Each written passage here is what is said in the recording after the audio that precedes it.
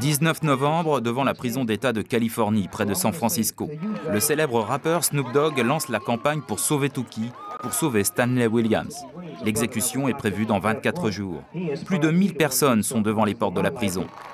En Californie, on n'avait jamais vu ça. Stanley Tuki n'est pas un mec comme les autres. Il inspire les autres. Il m'inspire et je sais que moi, j'inspire des millions de gens. Additionner tout cela, ça fait beaucoup de millions de gens inspirés par ce qu'il fait.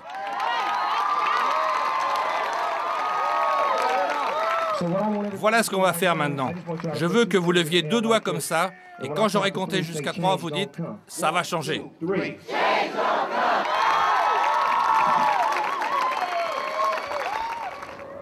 Dans un État où les opposants à la peine de mort seraient moins de 30%, le cas Tuki Williams est devenu un symbole. Dans ce ghetto, South Central, l'un des quartiers les plus pauvres de Los Angeles, on connaît bien Stanley Williams. Il y a 25 ans, il y régnait en maître. Cofondateur du gang des Crips, il contrôlait par la violence et la terreur la vente de la drogue. À 10 jours de la date prévue de son exécution, les leaders de la communauté noire sont mobilisés. Depuis quelques jours, la colère gronde. Stanley Williams est considéré avant tout comme un martyr, la victime d'un système judiciaire raciste. C'est un ancien compagnon de route de Martin Luther King qui prend maintenant la parole. Le système de la justice criminelle est lui-même criminel. Il faut bien comprendre ça. Je le dis en boucle, et les gens pensent que je suis fou. Mais non, ce n'est pas un hasard. Si 99% des procureurs de l'État de Californie et des chefs de la police, tous blancs sans exception, veulent que Williams meure le 13 décembre.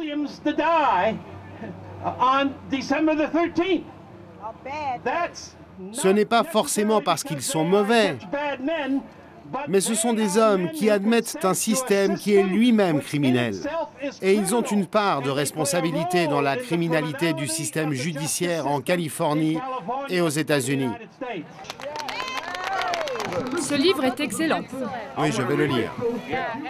Dana Blanchard fait partie du mouvement contre la peine de mort. Aux États-Unis, la peine capitale a été rétablie en 1976. Il y a quelques heures seulement, le 1000e condamné à mort a été exécuté en Caroline du Nord.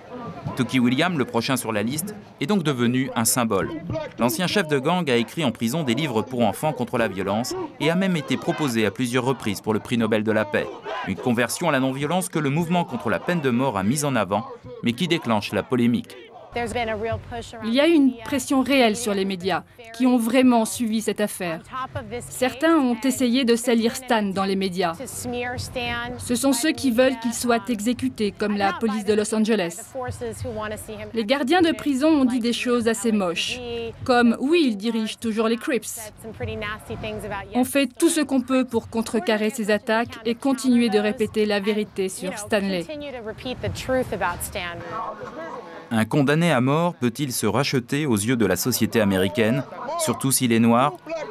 24 ans après la condamnation à mort de Stanley Williams et à quelques jours de son exécution à la prison de Saint-Quentin, la question déchaîne les passions dans la société américaine.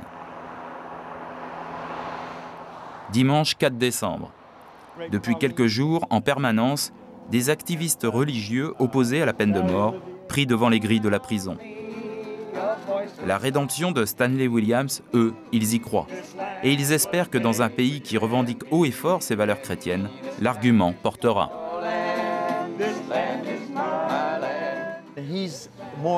Il nous manquerait plus que n'importe quel autre condamné à mort.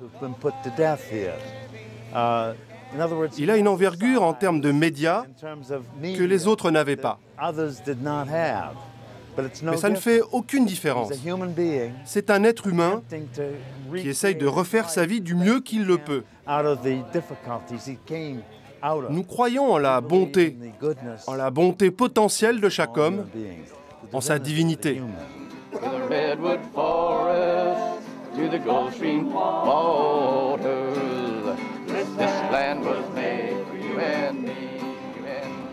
Dans la soirée à San Francisco, dans un cinéma, projection du film Rédemption. Ce film, sorti en 2004, raconte comment Stanley Williams, le chef de gang, s'est transformé peu à peu en apôtre de la non-violence. C'est l'acteur Jamie Foxx qui incarne Tookie. J'étais le roi des Crips. Regardez mon royaume maintenant. Ce n'est pas une école de gladiateurs. Ici, vous ne prouvez rien. Cet endroit ne fait pas de vous un homme. Regardez-moi. Le film est projeté tous les jours, un peu partout en Californie. Des stars d'Hollywood font parfois le déplacement, comme Danny Glover. Tookie Williams a réussi ça. Grâce à son incarcération, sa façon de vivre, la façon dont il a accepté toute la douleur, toute la colère que la société projetait sur lui. En transformant tout ça, il a réussi à offrir une autre vision du monde à nos enfants. Une vision qui les sauvera peut-être. C'est d'une immense valeur. Une valeur humaine. Une valeur sociale. Nous devons plaider pour ça, nous engager.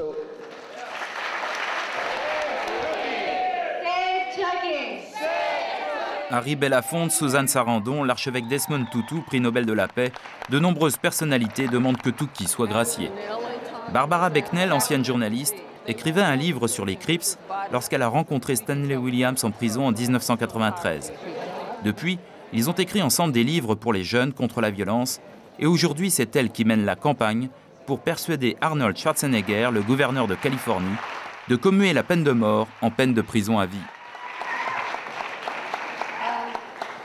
Merci à tous d'être là aujourd'hui et ce soir. Avant de parler, je voudrais vous faire une surprise avec Stanley Tookie Williams. Allô Stan? Voyons si on y arrive. Vas-y Stan. Vous m'entendez?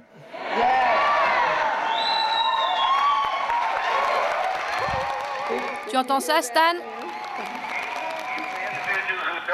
Ceux qui ne croient pas en la miséricorde divine sentiront votre chaleur, votre humanité.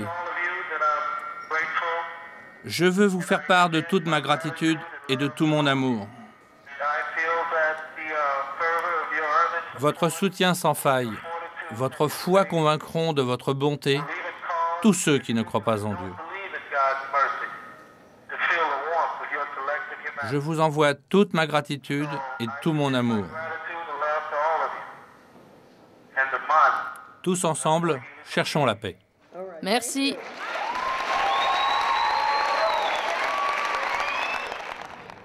C'est dans ce centre que Barbara Becknell travaille aujourd'hui. Elle dirige une association qui diffuse les livres de Tookie auprès des enfants des ghettos, ceux qui vivent au plus près des gangs. En 1993, la rencontre entre la journaliste et Tookie a été déterminante. Pourtant, au tout début, Barbara a des doutes sur la sincérité de celui qui était le plus grand chef de gang en prison. Je voulais aider quelqu'un à écrire des livres pour enfants alors que je pensais qu'il était coupable de meurtre. Parce qu'à l'époque, c'est ce que je croyais. Il m'a fallu du temps. Il fallait que je me sorte de ce dilemme. Alors j'ai monté des tas de projets avec lui et j'ai vu l'impact de son travail sur les enfants. Et je me suis dit, OK, ça marche. Il est tellement sincère. Je veux faire ça avec lui parce que je suis sûre que ça peut vraiment aider. Les livres de Tookie ont été diffusés dans les écoles aux États-Unis, mais également en Afrique du Sud. Pour son action auprès des jeunes contre la violence, Stanley Williams a été nominé à 4 reprises pour le prix Nobel de la paix par un comité d'universitaires de Californie. Qui veut que nous aimions notre prochain? Tookie! C'est le gouverneur qui prend la décision de faire exécuter ou de gracier Stan. En décidant de l'exécuter, ce que le gouverneur dit, c'est qu'il condamne des dizaines de milliers de gosses à la mort et à la destruction.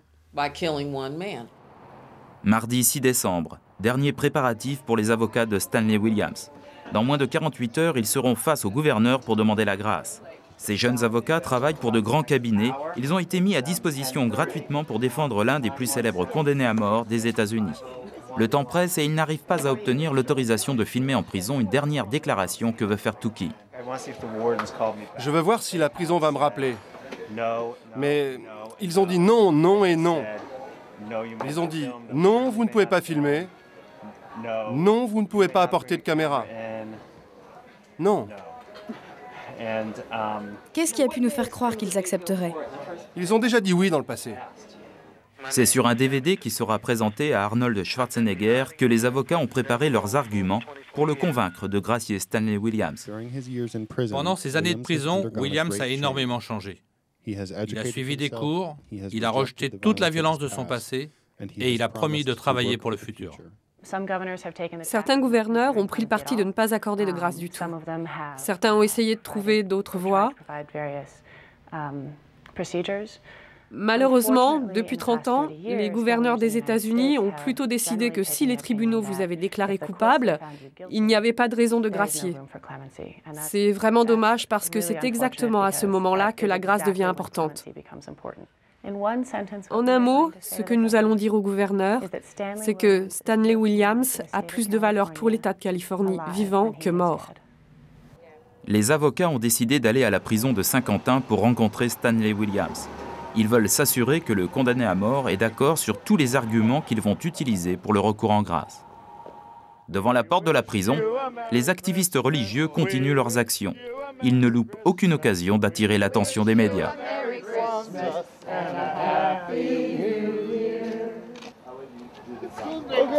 Ok, on veut juste offrir ces petits cadeaux symboliques. Vous pouvez les prendre? Je ne peux prendre aucun cadeau. Alors on va les mettre là, devant la porte. Vous pourrez les emporter. On va vous dire ce que c'est. Ça, c'est une couverture de survie pour être sûr de préserver la vie de ceux qui sont dans le couloir de la mort. Vous n'allez pas bloquer la porte? Non, non, non, non. Je ne peux pas prendre les cadeaux. Alors on va les mettre là. Nous sommes les 3 rois mages. 2 heures plus tard, les avocats de Tukey sortent de la prison. Stanley attend. Il veut vivre. Il veut continuer son travail. Il n'a pas peur de mourir. Vous avez pu filmer sa déclaration?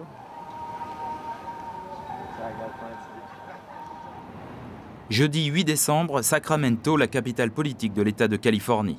C'est ce matin que le gouverneur Arnold Schwarzenegger va tenir une audience privée, une réunion de la dernière chance pour les avocats de Stanley Williams qui vont plaider sa grâce.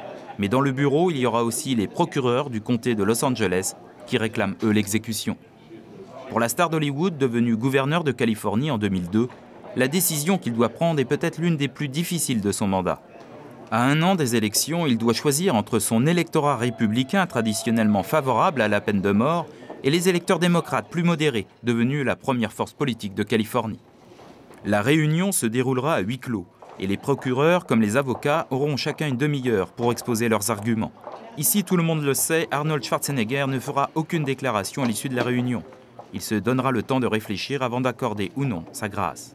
À l'extérieur, les partisans de Stanley Williams se sont rassemblés. Ce que nous voulons, c'est un endroit où on puisse entendre ce qui va se dire. L'enjeu est trop important pour que tout se déroule derrière une porte close. Ce n'est pas une conversation privée. Cette discussion doit avoir lieu en public pour qu'on comprenne ce qui se passe.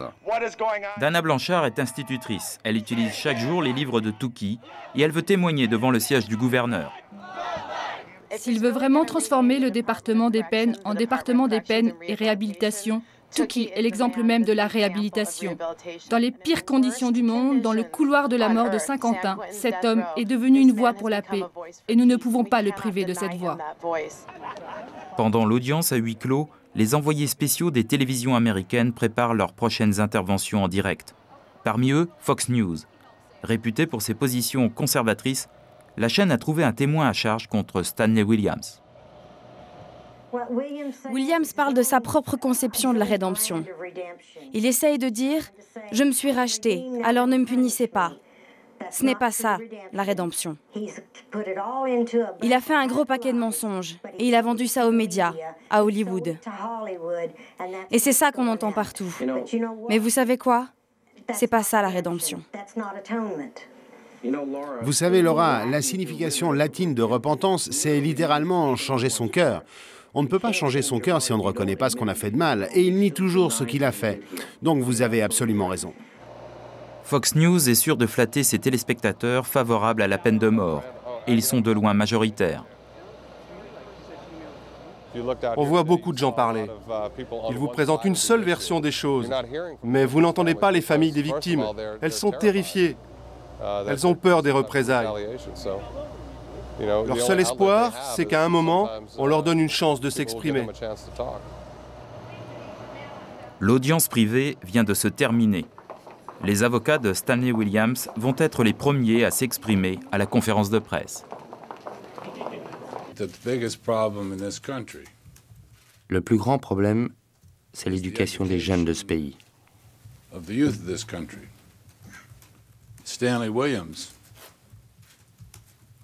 Au cours des 13 dernières années, dans les circonstances les plus difficiles, Stanley Williams s'est battu pour aider à résoudre ce problème. Les avocats ont insisté sur la rédemption de Stanley Williams, une rédemption à laquelle n'a jamais cru le procureur, et il va le dire haut et fort devant la presse. Je ne crois pas qu'il y ait eu de rédemption dans cette affaire. Quand M. Williams a été interviewé dans 60 Minutes, il a bien dit qu'il ne dénoncerait jamais personne. Alors quel genre de message est-ce qu'il envoie aux jeunes? M. Williams, dont on dit qu'il a toute leur attention, leur dit « Ne dénoncez pas, ne parlez pas à la police. Si vous assistez à un crime, ne le dites pas à la police. Ne dites pas qui est impliqué. » Quel genre de message est-ce qu'il envoie aux jeunes? Dans cette affaire, les preuves sont évidentes. Les meurtres n'avaient aucun sens, ils étaient très violents. M. Williams doit subir la peine capitale pour ses crimes. La décision est maintenant entre les mains d'Arnold Schwarzenegger. Nous sommes ici pour en appeler à la conscience du gouverneur. S'il vous plaît, ne soyez pas comme Ponce Pilate en son temps.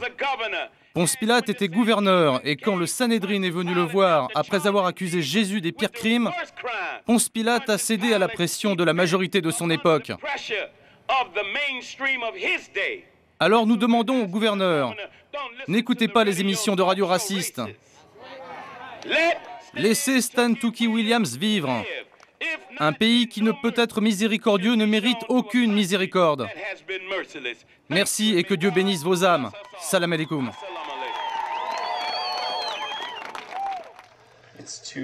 Dimanche 11 décembre, à 36 heures de l'heure prévue pour l'exécution, les avocats de Stanley Williams tentent un dernier coup de poker. Ils font parvenir à Arnold Schwarzenegger ce témoignage de dernière minute de Gordon Bradbury von Hellerman. En 1979 et 1980, cet homme partageait sa cellule avec un autre détenu, Oglesby, qui allait devenir le principal témoin à charge contre Stanley Williams.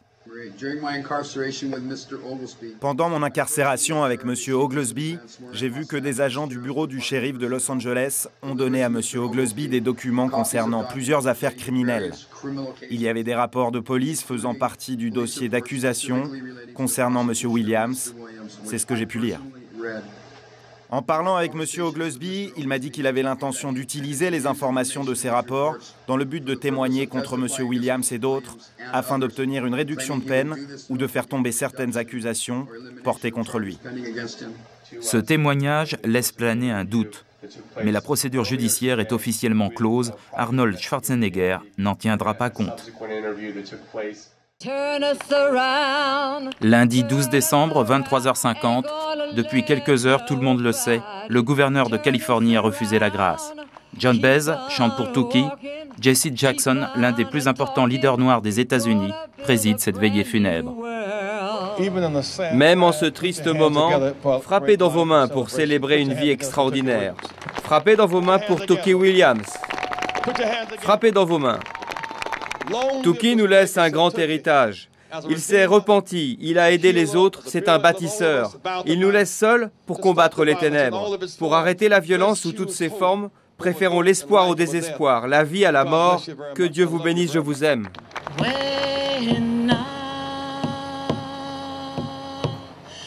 Stanley Williams est le 12e condamné à mort exécuté depuis le rétablissement de la peine capitale en Californie en 1978.